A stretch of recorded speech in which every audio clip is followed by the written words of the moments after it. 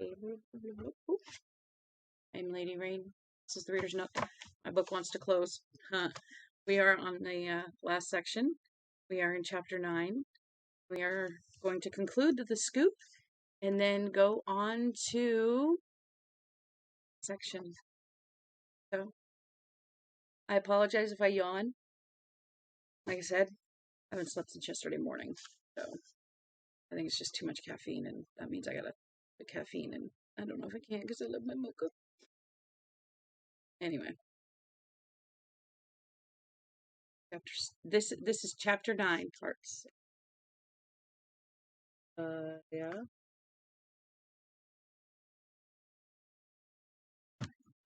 Hold on. Yes. Well, no, I was getting ready to write you back. I was getting ready to read.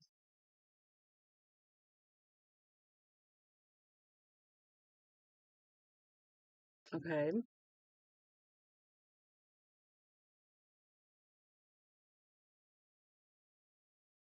Oh,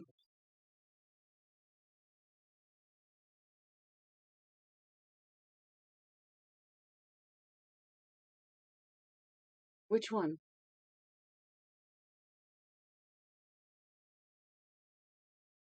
Where the hell was that at? Ugh, that explains a lot. I thought I got it all, and I didn't because there was more. Great. And I guarantee not.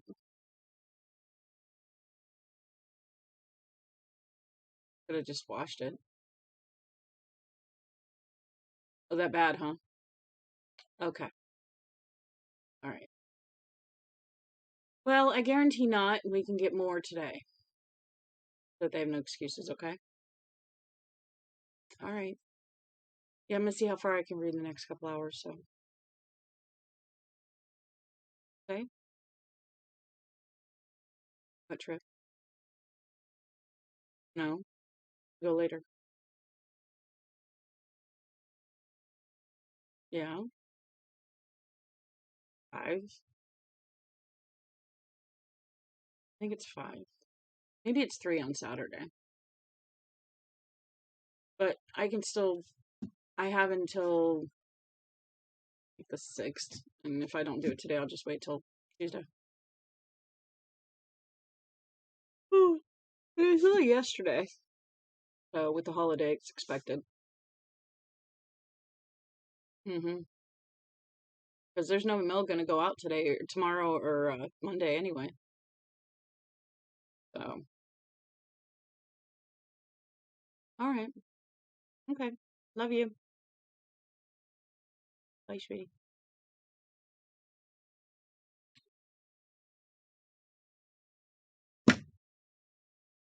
Shall we try again? I went to write my husband back, and instead he called me. So really, I could have just texted. Oh, again, I apologize if I yawn.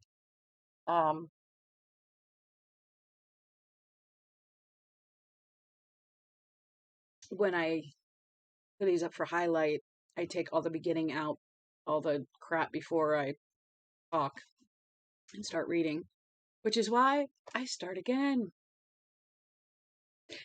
I am Lady Rain, and this is the Reader's Nook. We are on the last section, chapter 9, part 6. That is why I continually do that.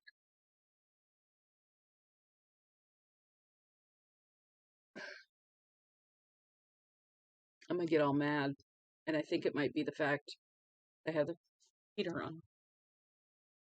Because there's heat. Hey, no, we're reading. Don't do that. Don't do that. My book wanted to close. Anyway, we're going to continue yesterday, and we were discussing David Bright, and who else was there? Who's somebody else? Oh, that Lester guy. I'm trying to think of his last name, and I can't think of his last name. Moran. Lester Moran. He's the one that we are talking. I just had to find his last name because for some reason I was like trying to mess up his name yesterday. Anyway, part 6. I just don't know how I'm going to explain to my dad is all, the main med supplies clerk said. He wished he had never argued 4 years ago for expanding their business to include rentals in the first place. His father had thrown that in his face after the old guy rented the flat pack and never returned it. And now all hell was breaking loose in Haven, the radio said. It was a forest fire, and then went on to hint that even weirder things might be happening there.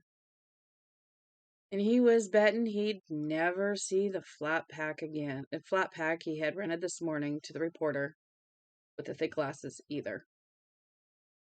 Now here were two more fellows, state troopers no less, both big, and most unsettling of all.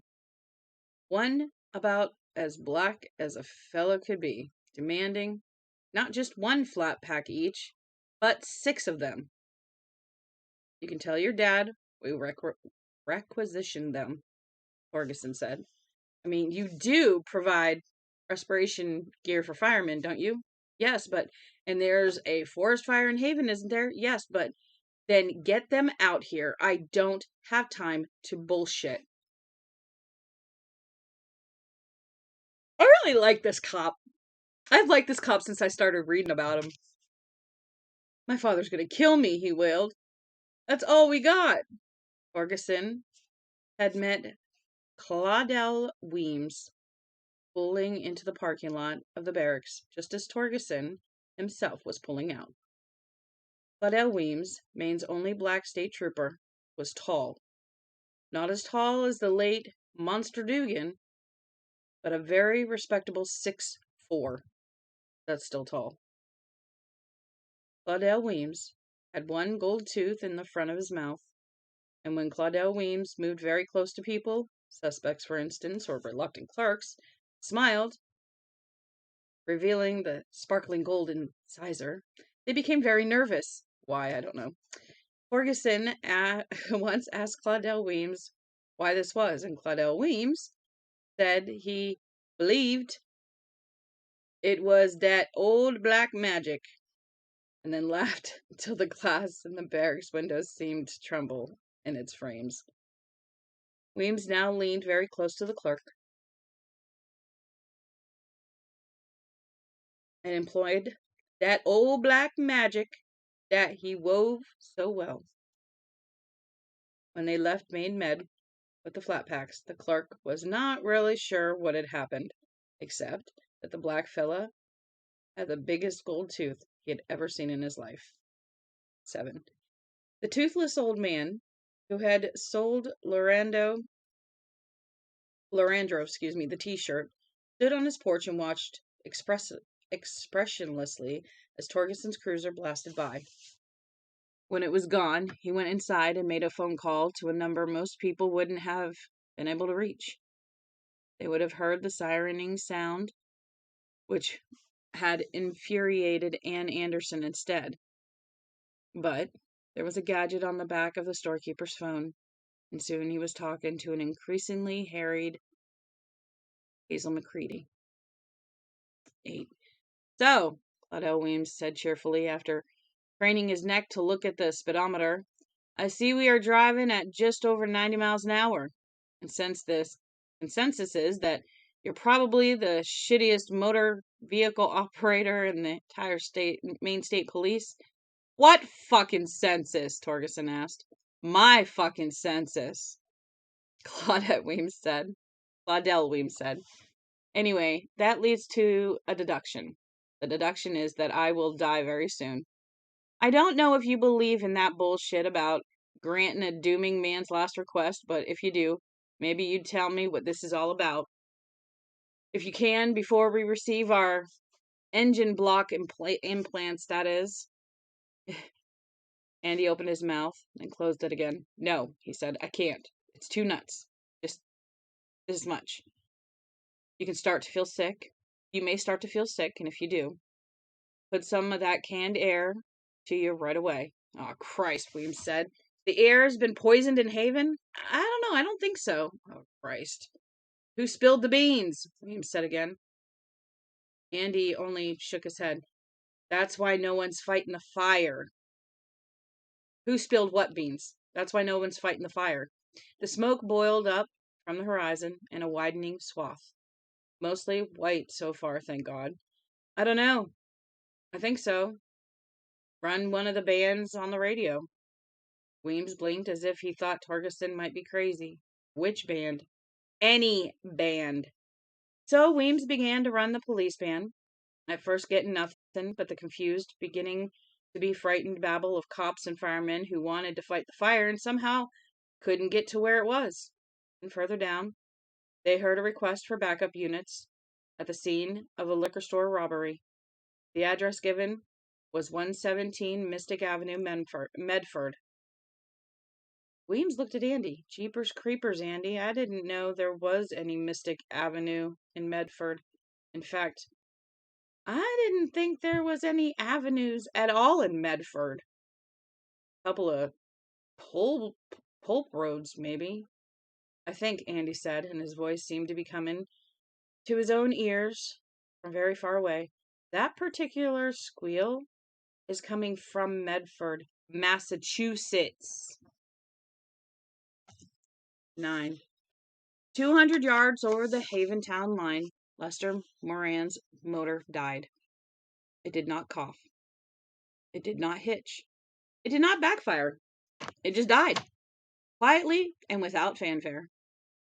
He got out without bothering to switch off the key. The steady crackle of the fire filled the whole world, it seemed.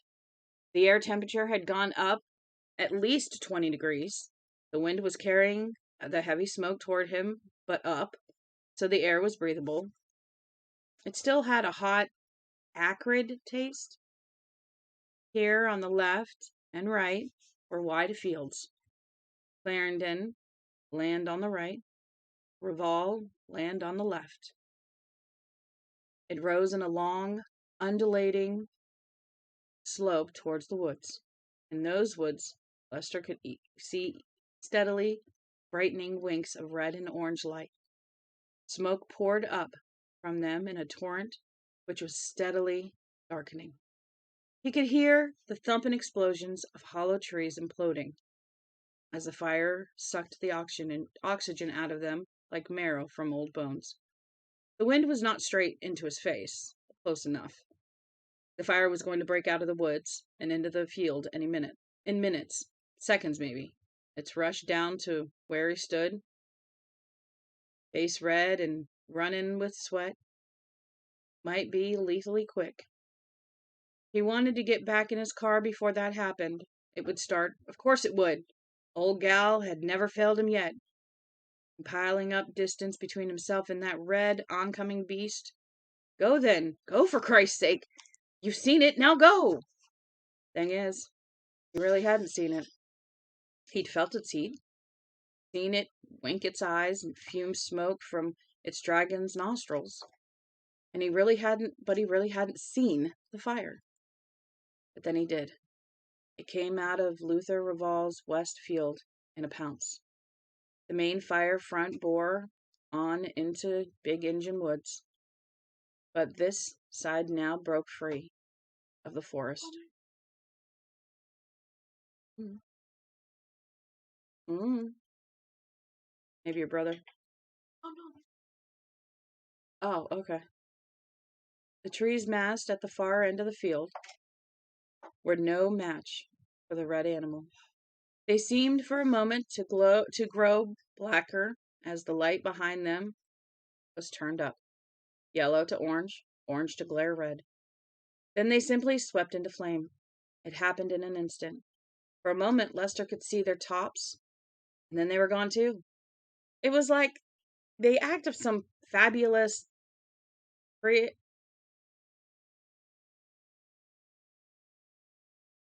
priested. What? Priested digit her? Holy cow, that's a word. Oh my gosh. Prestidigitator. Lordy. The sort of magician Billy Brown had once wanted to be with all his heart and soul. Whew, basically making things disappear. The fire line was before him, 80 feet high, and eaten trees as Lester Moran stood mesmerized.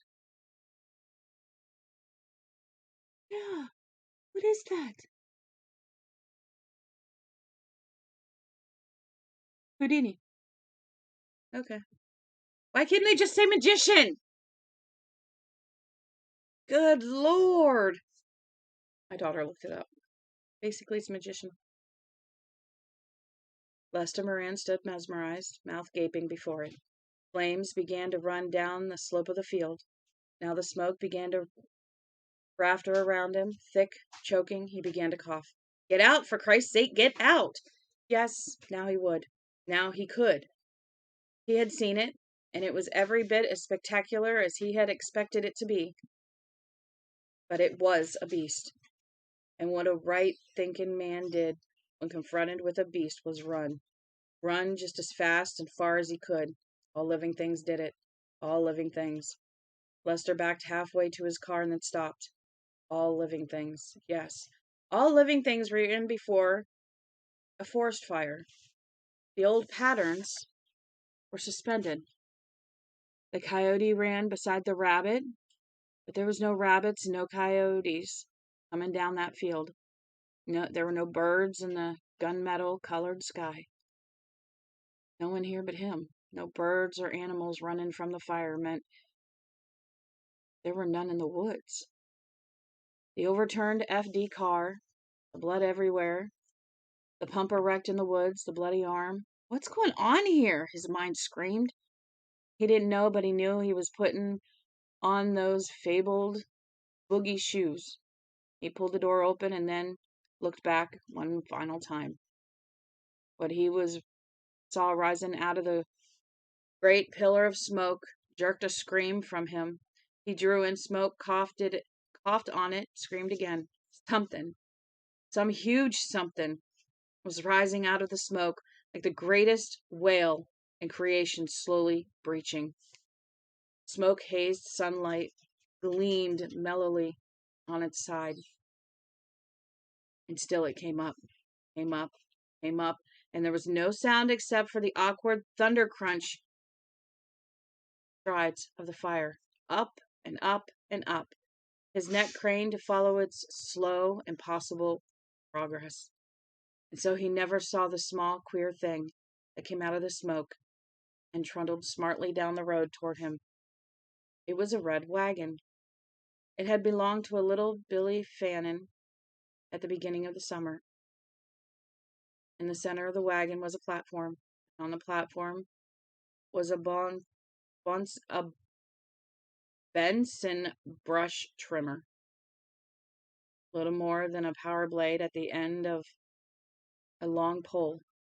The blade was controlled by a pistol grip control.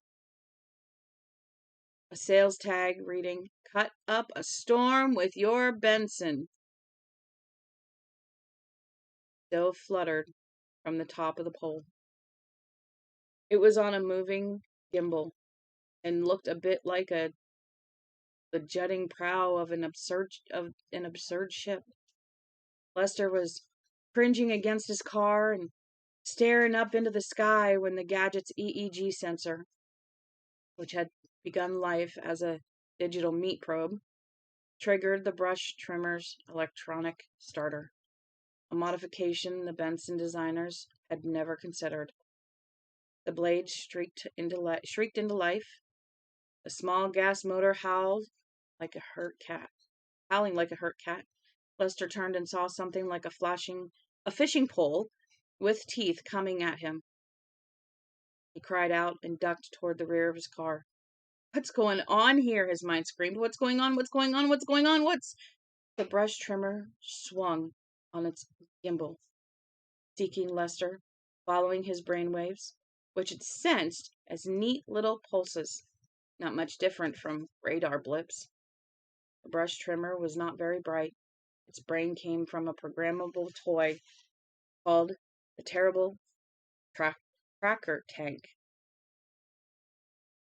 And it was bright enough. They honed in on the low electrical output of Lester Moran's own brain. His battery, one might say. Get out, Lester screamed as Billy Fannon's wagon trundled toward him. Get away, get away! Instead, the wagon seemed to leap at him. Lester Moran, his heart hammering wildly in his chest, zigged. The brush trimmer zigged with him. Lester Moran tried to zag, and then a huge, slowly moving shadow fell over him, and he looked up in spite of himself. He just couldn't help it. His feet tangled in each other, and the brush cutter pounced. Its whirling blade chewed into Lester's head. It was still working on him when the fire engulfed both it and its victim. 10. Ferguson and Weems saw the body in the road at the same time. They were both breathing canned air now. Nausea had come on them quickly, with frightening power. But with the masks in place, it disappeared completely. Leandro had been right. The air. Something in the air. Claudel Weems had ceased asking questions after they'd picked up the police band squeal from Massachusetts. After that, he only sat with his hands in his lap, his eyes moving steadily and cautiously. Further down, tuning had brought them news of police doings in such interesting places as Friday, North Dakota, Arnett, Texas. Ferguson stopped, and the two men got out. Weems paused, then took the riot gun clipped under the dash. Ferguson nodded. Things were starting to come clear. Not sane, but clear. Cabins and roads had disappeared on their way back from this town, and Monster had been here the day before he committed suicide. What was that Phil Collins song, the one with the spooky drums? I can feel it in the air tonight. It was in the air, all right. Gently, Torgerson turned over the man he believed to be the one who had finally blown the whistle on this craziness. He had cleaned up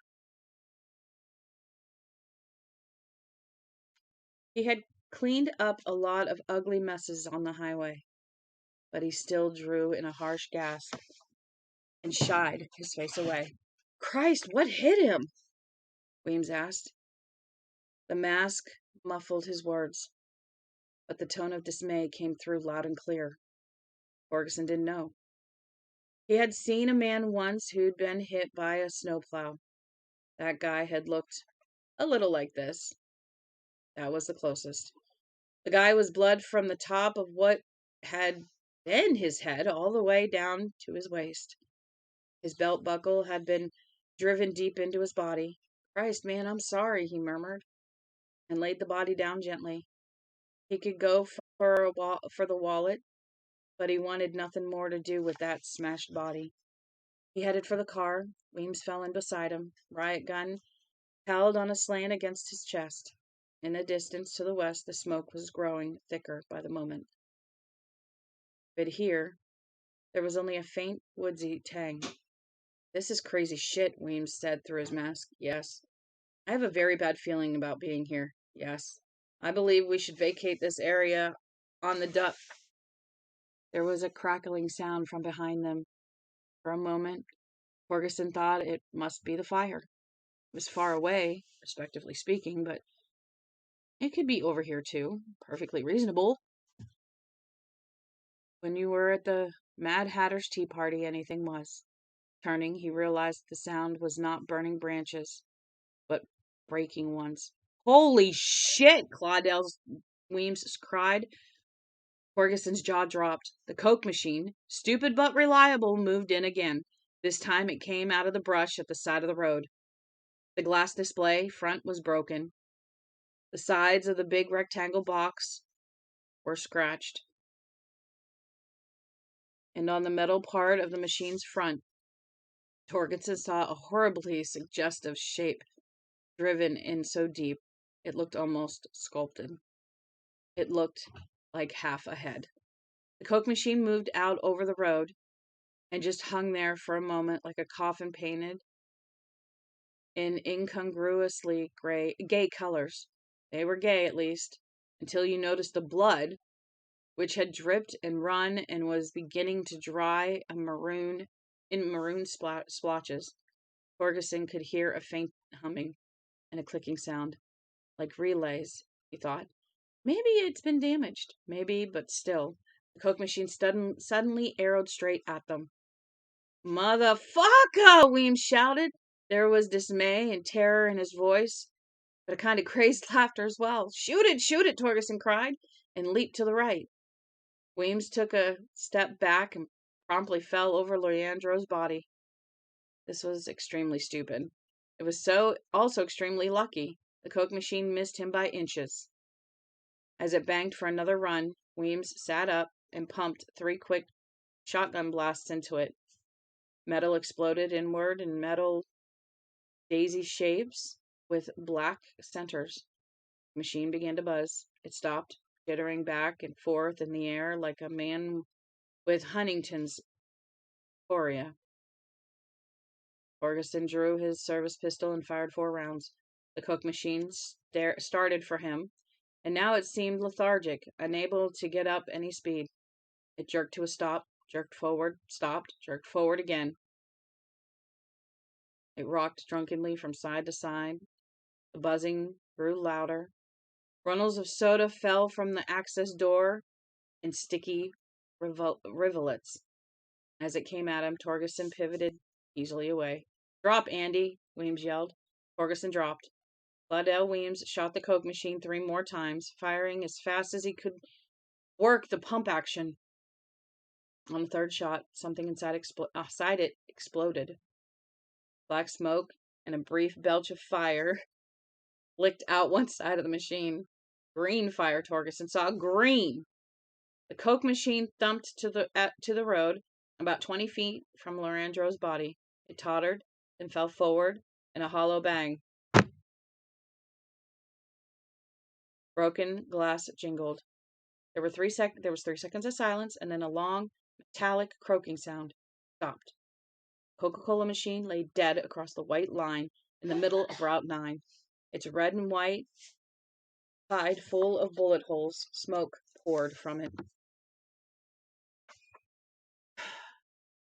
"I have just drawn my weapon and killed a Coke machine, sir," Claudel Weems said hollowly inside his mask.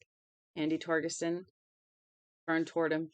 "And you never even ordered it to halt or fired a warning shot. Probably draw a suspension, you dumb shit." They stared at each other over the masks and started to laugh. Claudel Weems laughed so hard he nearly doubled over. Green, Torgerson thought. And although he was still laughing, nothing felt very funny inside where he lived. The fire that came out of the fucker was green. "Never fired a warning shot," Weems cackled breathlessly. "No, I never did. Never did at all." "Violated his fucking civil rights," Torgerson said. "Have to be an investigation," Weems laughed. "Oh, baby, I mean. He tottered on his feet, and there was a lot of Claudel Weems to totter. Torgerson suddenly realized he was dizzy himself. They were breathing pure oxygen, hyperventilating. "Stop laughing," he shouted, and his voice seemed to come from a long distance away. "Claudel, stop laughing." He somehow crossed the distance to where Weems was swaying woozily on his feet. The distance seemed very wide. When he was almost there, he stumbled. Weems somehow caught him, and for a moment they stood swaying drunkenly, arms about each other, like Rocky Balboa and Apollo Creed at the end of the first fight. "You pulling me down, asshole?" Weems muttered. "Fuck you! You started it!" The world came into focus, wavered, steadied. Slow breaths, Torgerson told himself. Big, slow breaths. Easy respiration. Be still, my beating heart. That last made him giggle again, and he got hold of it. The 2 of them wavered back toward the cruiser, arms about each other's waists. "The body," Weems said. "Leave it for now. He's dead. We're not. Yet. Look," Weems said as he passed Lorenda's remains. The bubs. They're out." Blue flashers, called bubbles or bubs by the troopers, on top of the cruiser were dead and dark. That wasn't supposed to be. Leaving the flashers on at a scene of an accident was ingrained behavior. Did you? Ferguson began, and then stopped. Something in the landscape had changed. The day had darkened, as it does when the large cloud floats over the sun, or when an eclipse begins. They looked at each other, then turned. Ferguson saw it first. A great silvery shape emerging from the boil of smoke. Its huge leading edge gleamed. Holy Christ! Gleams almost squealed. His large brown hand found Torgerson's arm and bore down upon it. Ferguson barely felt it, although there would be bruises in the shape of Weems' hand the next day. Up it came, and up, smoke, hazed sunlight glinted on it, on its silvery metallic surface. It rose on an angle of roughly 40 degrees. It seemed to be wavering slightly, although that could have been an illusion or heat haze. Of course, the whole thing was an illusion. Had to be. No way it could be real, Torgerson thought.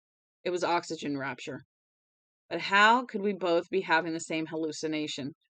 Oh, my dear God, Weems groaned. It's a flying saucer. Andy, it's a fucking flying saucer! But to Torgerson, it did not look like a saucer. It looked like the underside of an army mess plate. The biggest damn plate in creation. Up it came, and up it came. He thought it must end. That a hazy margin of sky must appear between it and the rafters of smoke. Still it came, dwarfing the trees, dwarfing all the landscape. It made the smoke of the forest fire look like a couple of cigarette butts smoldering in an ashtray. It filled more and more of the sky, blotting out the horizon. Something was rising out of Big Engine Woods. And it was deathly silent. There was no sound at all. They stared at it, and when Weems clutched Torgerson and Torgerson clutched Weems, they hugged each other like children, and Torgerson thought, oh, if it falls on us... Hey! Excuse me! I'm reading, do you mind? Harley, come here. Harley, come here. Stop that, I'm reading. You're being rude. Rude. Roddy enjoys barking at everything. And it still came up from the smoke and the fire and up as if it would never end. 11. By nightfall, Haven had been cut off from the outside world by the National Guard. The guardsmen surrounded it. Those downwind, wearing oxygen equipment. Torgerson and Weems made it out, but not in their cruiser. That was as dead as John Wilkes Booth. Ooh. They hoofed it. By the time they used up the oxygen in the last half pack, swapping it back and forth, they were well into Troy and found themselves able to deal with the outside air. The wind left them lucky, Liddell Weems said later. They walked out of what would soon be referred to as the zone of pollution in top secret government reports, and theirs was the first official word of what was going on in Haven. But by then, there had been hundreds of unofficial reports on the lethal quality of the air in the area, and thousands of reports of a gigantic UFO seen rising from the smoke in Big Engine Woods. Weems made it out with a bloody nose. Torgerson lost half a dozen teeth. Both counted themselves lucky. The initial perimeter, staffed with National Guardsmen from Bangor and Augusta, was thin. By 9 p.m., it had been augmented by guardsmen from Limestone and Presque Isle and Brunswick and Portland. We have a Presque Isle here, that's funny. By dawn, 1,000 more battle-equipped guardsmen had been flown in from eastern corridor cities. Between the hours of 7 p.m. and 1 a.m., NORAD, which they use, if you didn't know, if you don't have kids or if your kids are grown and you haven't ever used it, NORAD is what follows Santa and tracks him. It's pretty cool.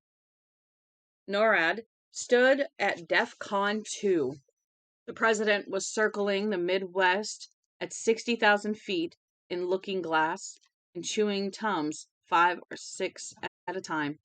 The FBI was on the scene at 6 p.m., the CIA at 7:15. By 8 o'clock, they were yelling about jurisdiction. At 9:15, a frightened, infuriated CIA agent named Acklin shot an FBI agent named Richardson. The incident was hushed up. But both Gardner and Bobbi Anderson would have understood perfectly. The Dallas police were on the scene and in complete control of the situation. We are on.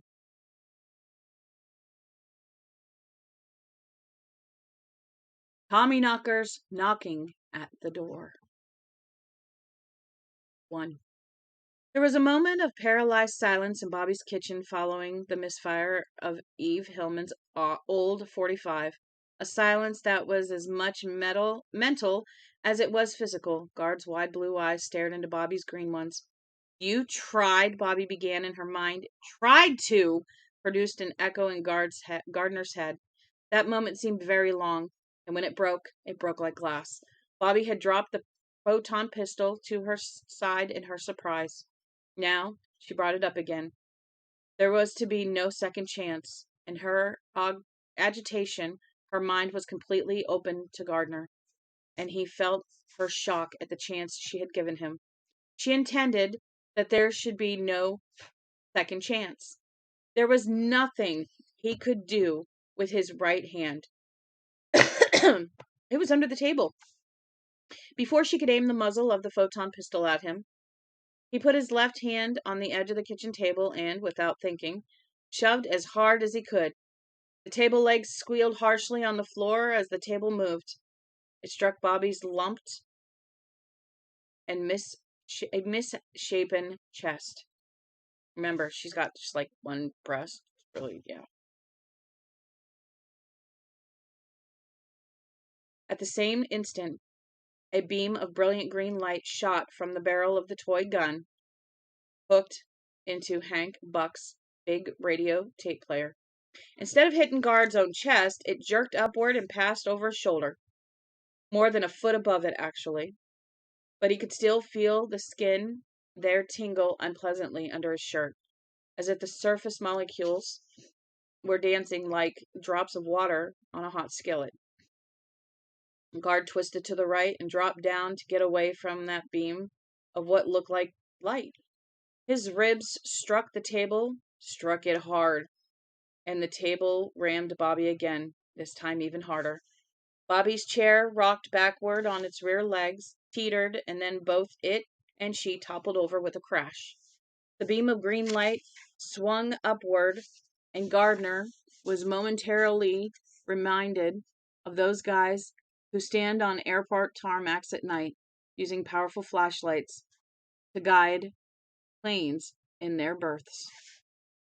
He heard a low, crunching, crackling sound like splintering plywood from overhead, looked up and saw the photon pistol had drawn a slit in the kitchen ceiling. Gardner staggered to his feet. Incredibly, his jaw cracked and wavered in another yawn. His head clanged and echoed with the grass fire alarm of Bobbi's thoughts. He's got a gun, tried to shoot me. Bastard, he's got a gun, he's got. And he tried to shield himself before he went mad. He couldn't.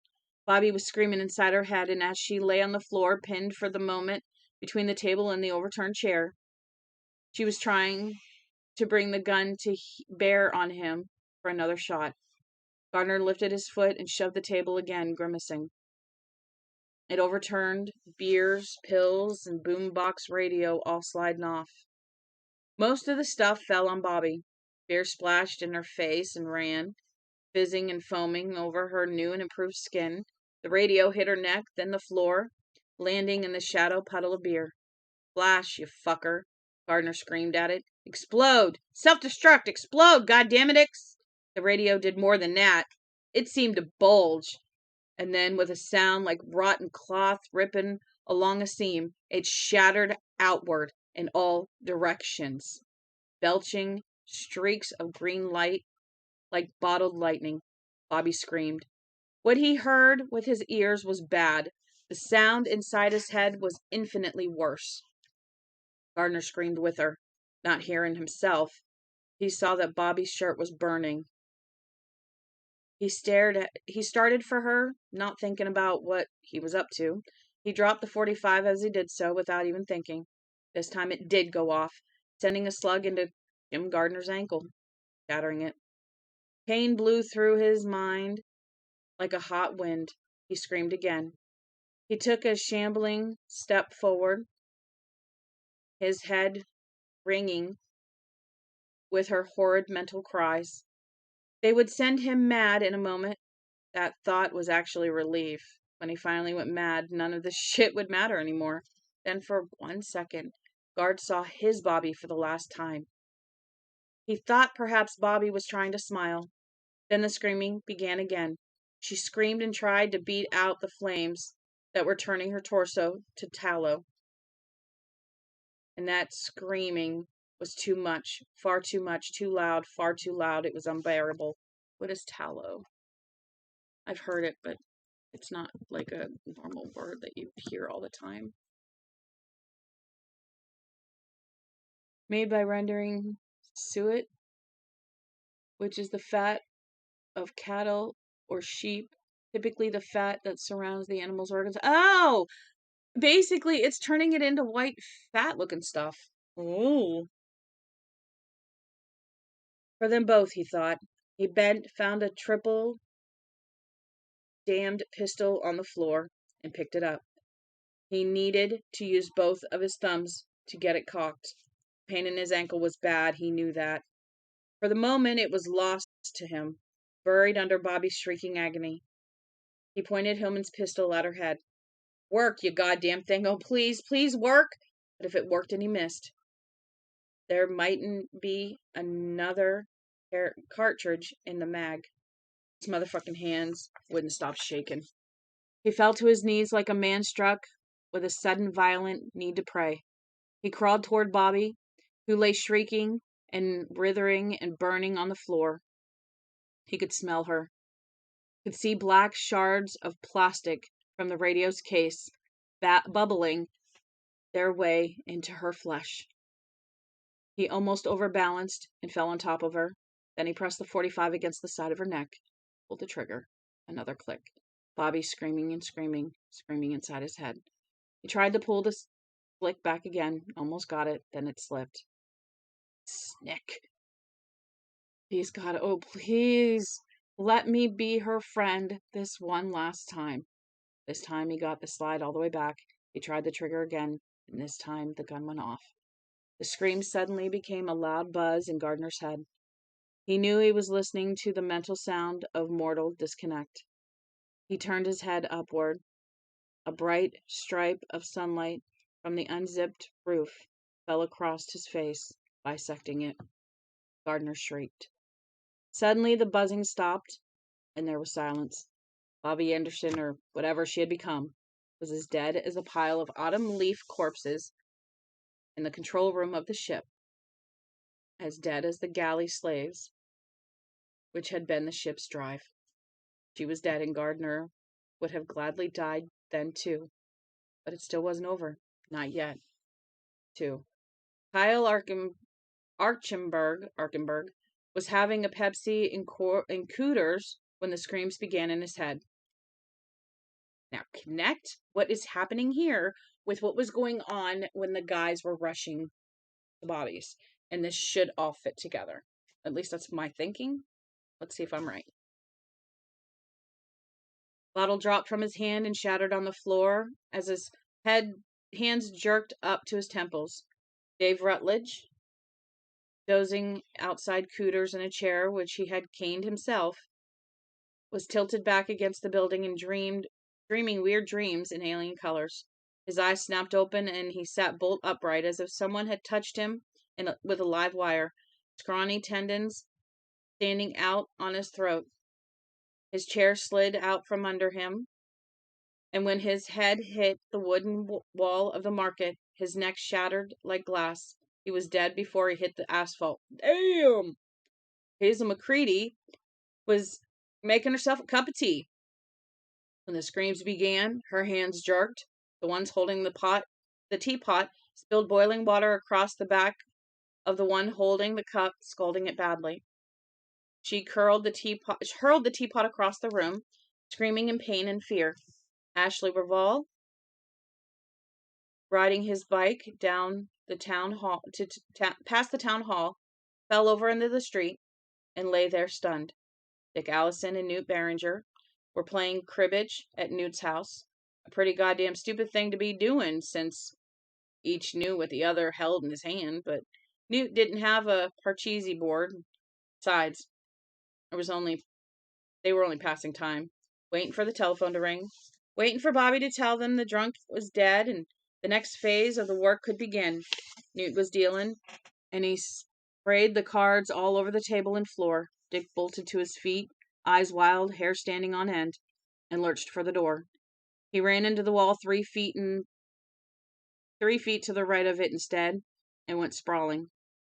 Doc Warwick was in his study, going over his old diaries. The scream hit him like a wall of cinder blocks being trundled along a set of tracks at brisk speed.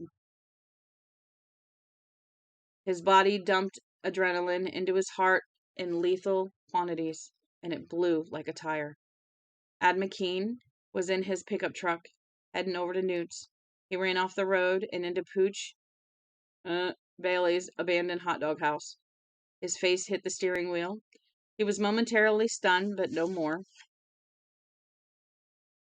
He had been going slow. He looked around, dazed and terrified. Wendy Fannin was coming up from the cellar with 2 jars of peach preserves. Since her becoming had started, she ate little else. In the last 4 weeks, she had eaten over 90 jars of peach preserves all by herself.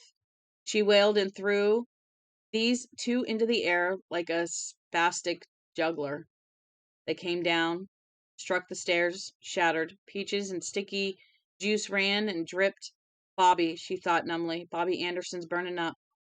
Nancy Voss was standing blankly at the bank window. Oh, Nancy Voss was standing blankly at the back window. I was going to say the bank window. The back window, and thinking about Joe. She missed Joe. Missed him a lot. She supposed that the becoming would eventually wipe that longing out. Every day it seemed more and more distant. But although it hurt to miss Joe, she didn't want that hurt to stop. It made no sense, but there it was. Then the shrieks began in her head, and she jerked forward so suddenly that she broke 3 of the window panes with her forehead. 3. Bobby's screams blanketed Haven like an air raid siren. Everything and everyone came to a complete stop, and then the changed people of Haven drifted into the streets of the village. Their looks were all one look: dismay, pain, and horror at first, then anger. They knew who had caused those shrieks of agony.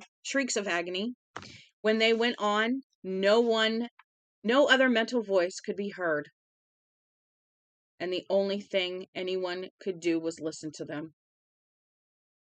Then came the buzzing death rattle, and the silence so complete it could only be death. A few moments later, there was a low pulse of Dick Allison's mind. It was emotionally shaken, but clear enough in its command. Her farm, everyone. Stop him before he can do anything else. Hazel's voice picked the thought up, strengthening it. The effect was like a second voice joining the first to make a duet. Bobby's farm, go there, everybody. The beat of Kyle's mental voice made it a trio. The radius of the voice began to spread as it gained strength. Everyone, stop him. Adley's voice, Newt Barringer's voice, before he can do anything else. Those Gardner thought of as the Shed people had wielded their voices into one voice of command. Clear. and beyond denial. Not that anyone in Haven even thought of denying it. Stop him before he can do anything to the ship. Stop him before he can do anything to the ship. Rosalie Scahan? I'm going to call it Scahan. Left her kitchen sink without bothering to turn off the water running over the cod she had been freshening for supper. She joined her husband, who had been in the backyard chopping wood, and who had barely missed amputating several of his toes when Bobbi's screams began. Without a word, they went to their car, got in, and started for Bobbi's farm, 4 miles away. Turning out of their driveway, they nearly struck Elt Barker, who had taken off from his gas station on his old Harley. Raymond Moss was wheeling his pulp truck. He felt a vague regret. He had sort of liked Gardner. He had what Freeman's pop had called sand. But that wouldn't stop him from tearing the bastard's gizzard out. Andy Bosman was driving his Oldsmobile Delta 88, his wife sitting beside him with her hands folded neatly on her purse. In it was a molecule exciter, which could raise the spot of heat of anything 2 inches in diameter, roughly 1,000 degrees in 15 seconds. Damn! She was hoping to boil Gardner like a raw lobster. Let me get within 5 feet, she kept thinking. Just 5 feet, that's all I ask. Beyond that distance, the gadget became unreliable. She knew she could have improved its effectiveness up to half a mile, and now wished she had done so. And if Andy didn't have at least 6 fresh shirts in the closet, he was like a bear. But if Andy didn't have at least 6 fresh shirts in the closet, he was like a bear. Bosman himself wore a frozen sneer of rage, lips skinned back from his few remaining teeth in a dry, spitless grin. I'll whitewash your fence when I get a hold of you, fuckface, he thought, and pushed the olds up to 90, passing a line of slowly moving cars, all headed for Bobbi's place. They all picked up the command voice, which was now a hammering litany. Stop him before he can do anything to the ship. Stop him before he can do anything to the ship. To the ship. Stop him. Stop him. Stop him. 4. Gardner stood over Bobbi's corpse, half mad with pain and grief and shock, and abruptly his jaws snapped open in another wide, tendon-stretching yawn. He reeled to the sink, trying to hop, but doing a bad job of it because of the load of dope he'd taken on. Each time he came down on the bad ankle, it felt as if there was a metal claw inside him, relentlessly digging. The dryness in his throat was much worse. His limbs felt heavy. His thoughts were losing their former acuteness. They seemed to be spreading, like broken egg yolks. As he reached the sink, he yawned again and deliberately took a step on the shattered ankle. The pain slashed through the fog like a sharply honed meat cleaver. He barely cracked the tap marked H and got a glass of warm, almost hot water, fumbled in the overhead cabinet, knocking the box of cereal and a bottle of maple syrup onto the floor. His hand closed around a carton of salt with a picture of a little girl on the front. When it rains, it pours, he thought stupidly. That is very true. He fumbled at the pour spout for what seemed like at least a year, and then spilled enough salt into the glass to turn the water cloudy. Stirred it with his finger, chugged it. The taste was like drowning. He retched, bringing up salt water, dyed blue. He saw undissolved chunks of blue pills in the vomitus as well. Some looked more or less intact. How many did she make me get me to take? Then he threw up again and again and again. It was an encore performance of a projectile of the projectile vomiting in the woods. Some overworked circuit in his brain, persistently triggering the gag reflex, a deadly hiccuping that could kill. At last it stopped. It slowed, then stopped. Pills in the sink, bluish water in the sink, blood in the sink a lot. He staggered backward, came down on the bad ankle, screamed, fell on the floor. He found himself looking into one of Bobby's glazed eyes across the lumpy terrain of the linoleum and closed his own. Immediately his mind began to drift away. But in that blackness there were voices. No, many voices blended into one. He recognized it. It was the voice of the shed people. They were coming for him, and he supposed he had always known they would in time. Stop him, stop him, stop him. Get moving or they won't have to stop you. They'll shoot you or disintegrate you or whatever they want to do to you while you're snoozing on the floor. He got to his knees, then managed to get to his feet with the help of the counter.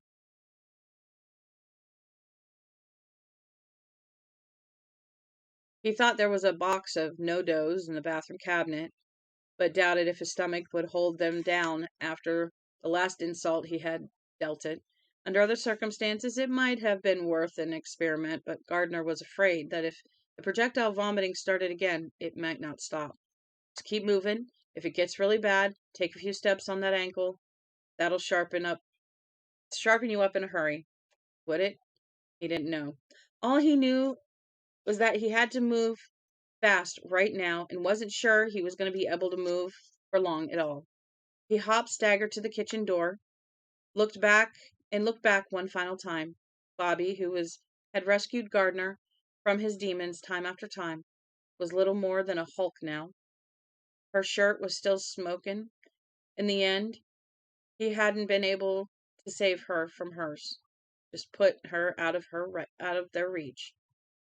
Shot your best friend. Good fucking deal, huh? He put the back of his hands against his mouth. His stomach grunted. He shut his eyes and forced the vomiting down before it could start. He turned, opened them again, and started crossing the living room. The idea was to look for something solid, hop to it, and then hold on to it. His mind kept wanting to be a silver puffer balloon.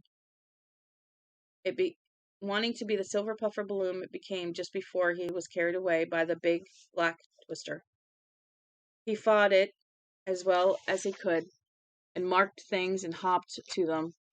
If there was a God and if he was good, perhaps they all would bear his weight and he could make it across this seemingly endless room like Moses and his troops had the desert. He knew that the shed people would arrive soon. He knew that if he was still here when they did, his goose wasn't just cooked, it was nuked. They were afraid he might do something to the ship. Well, yes, now that you mentioned it, that was part of what he had in mind. But he knew he would be safest there. And he knew he would be safest there. He also knew he couldn't go there, not yet. He had business in the shed first. He made it out onto the porch where he and Bobbi had sat late on so many summer evenings. Peter asleep on the boards between them, just sitting there drinking beers, the Red Sox playing their nightly 9 at Fenway or Comiskey Park or some damn place, but playing mostly inside Bobby's radio. Tiny baseball men dodging between tubes and circuits, sitting there with cans of beer and the bucket of cold well water, talking about life, death, God, politics, love, literature. Maybe even once or twice about the possibility of conversation or two, but perhaps that was only his tired mind goofing with him. They had been happy here, it seemed a very long time ago. It was Peter his mixed mind fixed on. Peter was really the first goal, the first piece of furniture he had to hop to. This wasn't exactly true. The attempted rescue of David Brown had come prior to ending Peter's torment, but David Brown did not offer him the emotional pulse point he required. He had never seen David Brown in his life. Peter was different. Good old Peter, he remarked, to the still hot afternoon. Was it Yet afternoon? My God, it was. He reached the porch steps, and then disaster struck. His balance suddenly deserted him. His weight came down on the bad ankle. This time he could almost see the splintered ends of the bone digging into each other. Gardner uttered a high, mewling shriek. Not the scream of a woman, but a very young girl in desperate trouble. He grabbed for the porch railing as he collapsed sideways. During her frantic early July, Bobbi had fixed the railing between the kitchen and the cellar, but had never bothered with the one between the porch and the dooryard. It had been rickety for years, and when Guard put his weight on it, both the rotted uprights snapped. Ancient wood dust puffed out into the summer sunlight, along with the heads of a few startled termites. Guard pitched sideways off the porch, yelling miserably, and fell into the dooryard with a solid meat thump. He tried to get up, then wondered why he was trying. The world was swaying in front of his eyes. He saw first 2 mailboxes, then 3. He decided to forget the whole thing and go to sleep. He closed his eyes. 5. In this long, strange, and painful dream he was having, Ev Hillman saw Gardner fall, and heard Gardner's thought, forget the whole thing, go to sleep, clearly. Then the dream began to break up, and they seemed good. And that seemed good. It was hard to dream. It made him hurt all over, made him ache. And it hurt to combat the green light. The sunlight was too bright. He remembered it a little sunlight. You could close your eyes, and the green light was inside, always inside, a third eye that saw, and the green light that burned. And a green light that burned. There were other minds here. One belonged to a woman, the other to the less mind, which had once been Peter. Now, the less mind could only howl. It howled sometimes for Bobbi to come and let it free from the green light, but mostly it only howled as it burned in the torment of the draining. The woman also screamed for release, but sometimes her thoughts cycled into appalling images of hate for Ev that Ev could barely stand. So yes, better. Go to sleep. Easier. And let it all go. There was David. David was dying. Already his thoughts, which Ev had received clearly at first, were falling into the deepening spiral that would end first in unconsciousness and then swiftly in death. So Ev fought the dark, fought it, and began to call, get up, you out there in sunlight. I remember sunlight. David Brown deserves this time of sunlight, his time of sunlight. So get up, get 6. Up, get up, get up. The thought was a steady beat in Gardner's head. No, not a beat. It was something like a car, only the wheels were glass. They were cutting into his brain as the car motored slowly across it. Deserves this time of sunlight, David Brown. Get up, get up, David. Get David up. David Brown, get up. David Brown, get up. Get up, damn it. All right, Gardner muttered through a mouth that was full of blood. All right, I hear you. Leave me alone. He managed to get to his knees. He tried to get to his feet. The world grayed out. No good. At least the rasping, cutting voice in his head had let up a little. He sensed its owner was somehow looking out of his eyes, using them like dirty windows. Dreams through them. Seeing some of what he saw. He tried to get to his feet again and was again unable. My asshole quotient is still very high, Gardner croaked. He spat out 2 teeth and began to crawl through the dirt of the dooryard toward the shed. 7. Haven came after Jim Gardner. They came in cars, they came in pickup trucks, they came in tractors, they came in motorcycles. Miss Eileen Crenshaw, an Avon lady who had been so bored at Billy Brown's second gala magic show, came driving her son Galen's dune buggy. The Reverend Goeringer rode behind her. the remaining strands of his graying hair blowing back from his sunburned pate. Vern Jernigan came in a hearse. He had been trying to convert into a camper before the Becoming got into high gear. It filled the roads. Ashley Reval wove between those on foot like a solemn racer, pedaling his bike like a madman. He had returned home long enough to get something he called the zap gun. This spring it had only been an outgrown toy gathering dust in the attic. Now, equipped with a 9-volt battery and the circuit board with his little brother's speak and spell, it was a weapon the Pentagon would have found interesting. It blew holes in things, big holes, that was strapped onto the carrier of his bike, where he had once carried newspapers for delivery.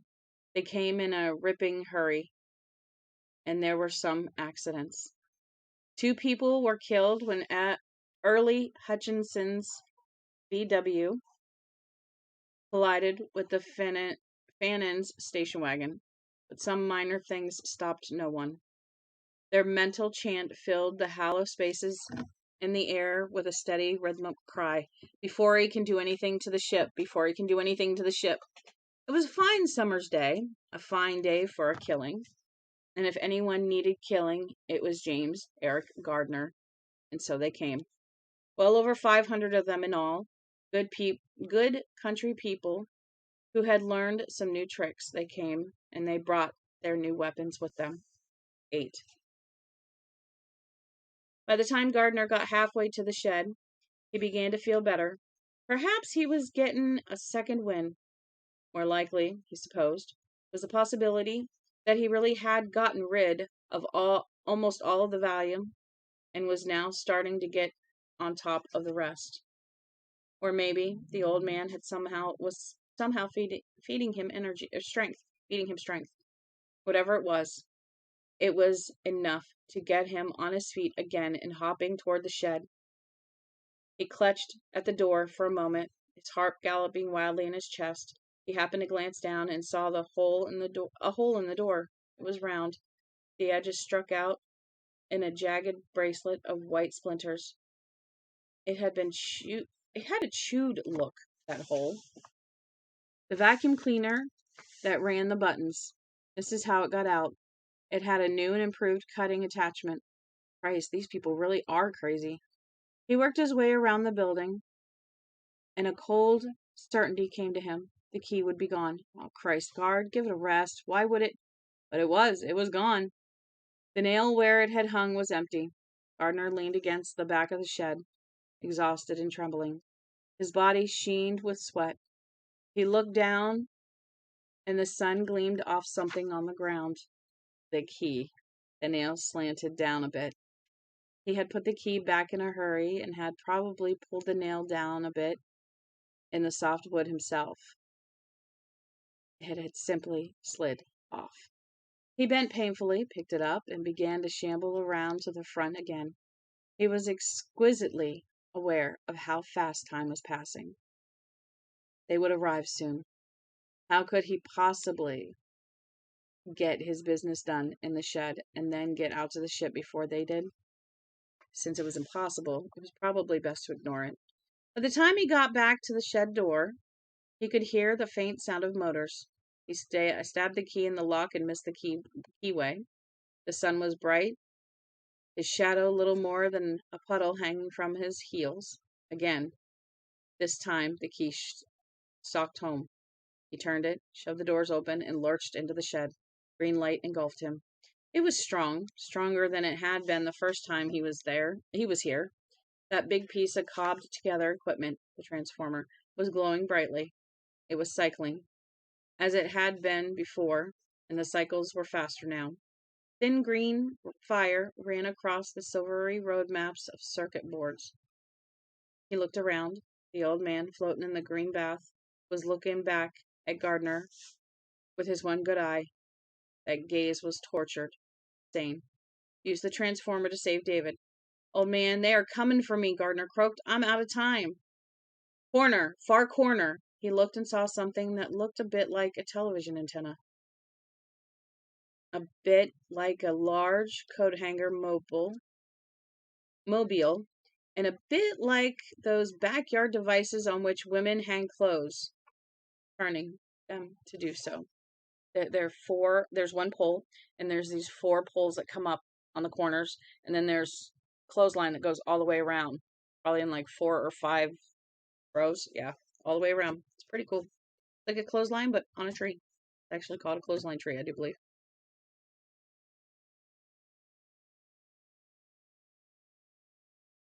That, take it out into the dooryard.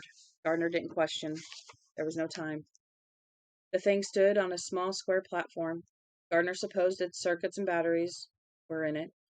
Close up, he saw that the things, which looked like the bent arms of a TV antenna, were really narrow steel tubes.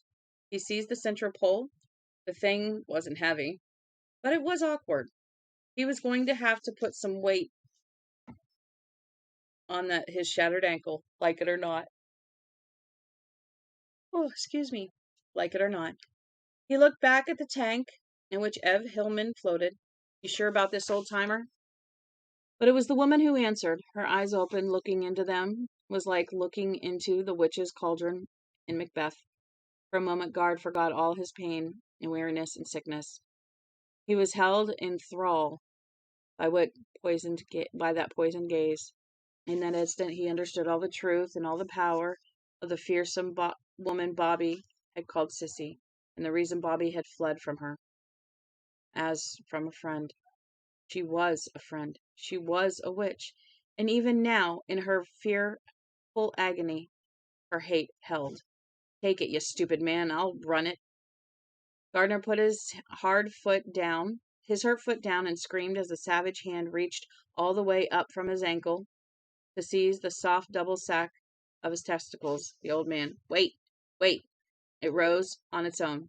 Not far, only an inch or 2. The green swamp light brightened even more. You'll have to guide it, son.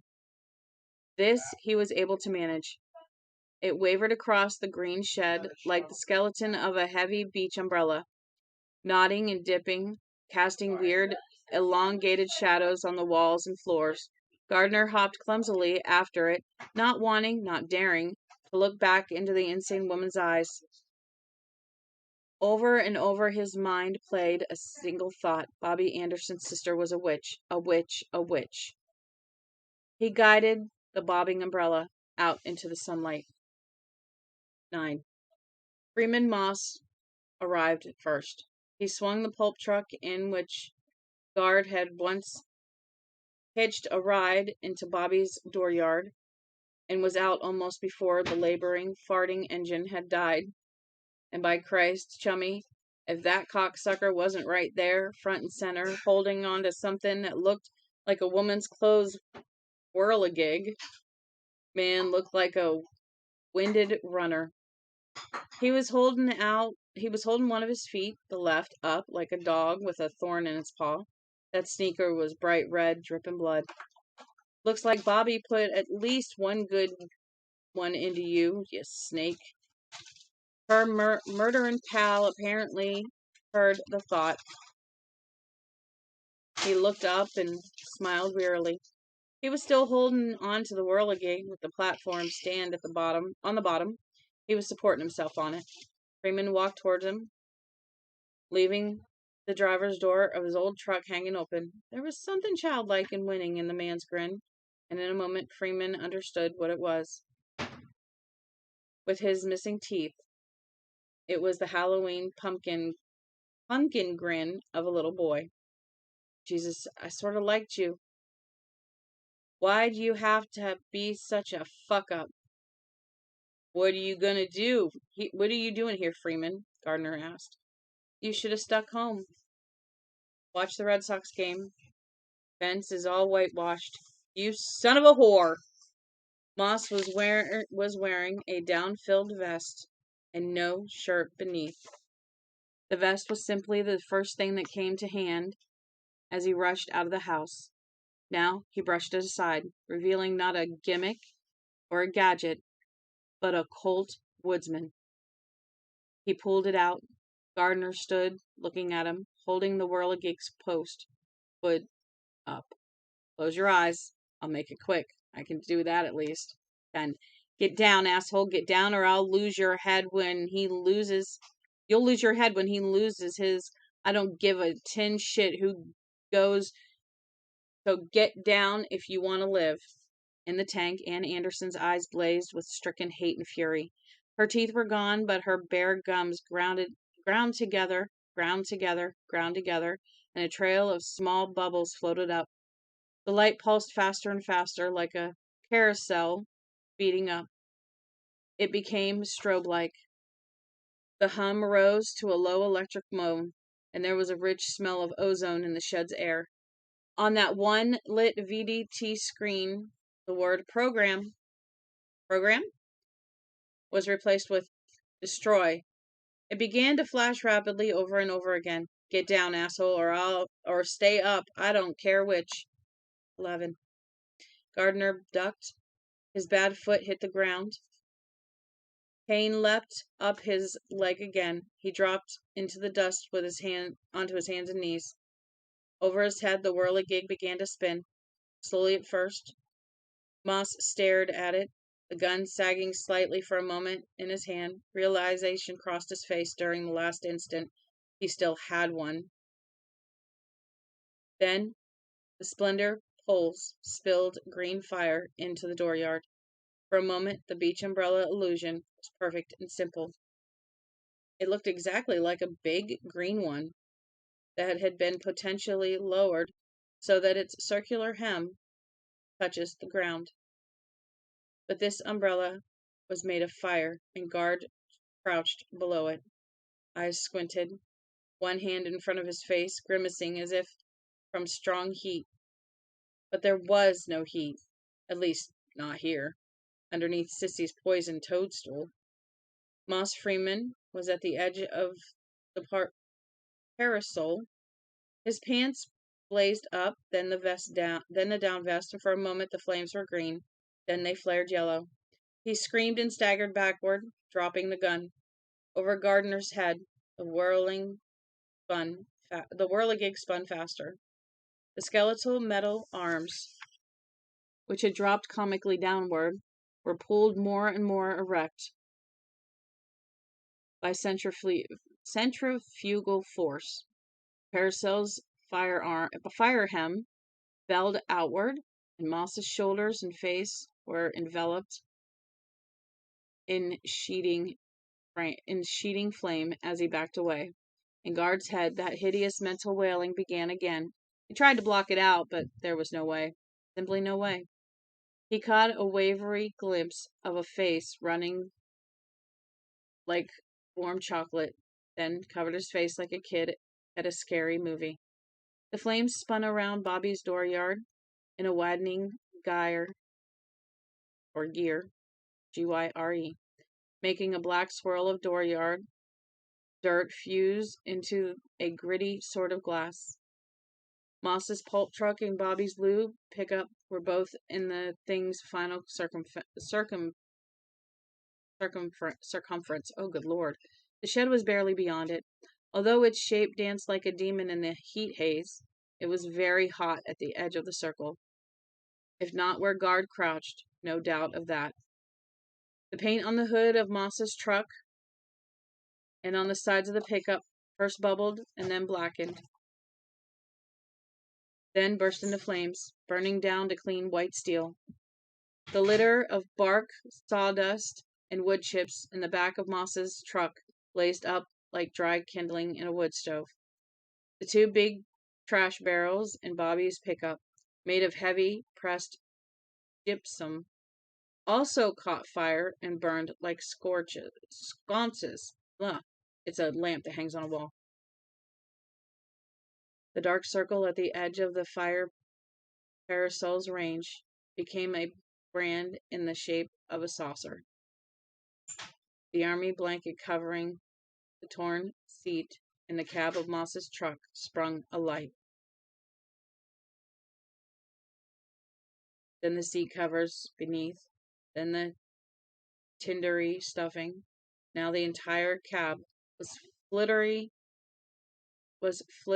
furnace orange, with the skeletons of springs peering up through the glare. Moss Freeman staggered backward, twisting and turning, looking like a movie stuntman who had forgotten his flame out.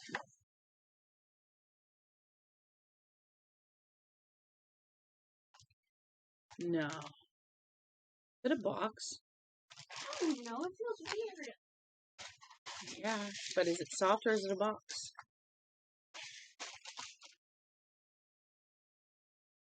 Yeah, we did about 20 pages today. Hold on. So we're going to stop there. Oh, duh.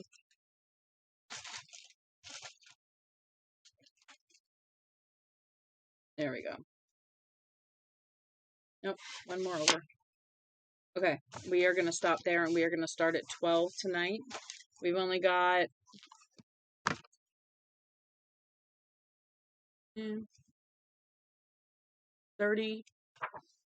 36 pages left. So we're going to stop there. If I don't, my eyes are going to start bothering me. So we're going to stop right there. Let me have that. And I will talk to you guys probably tonight. Hopefully y'all have a good day and enjoy your Saturday. And I will talk to you soon. Follow if you haven't. Love y'all. Bye.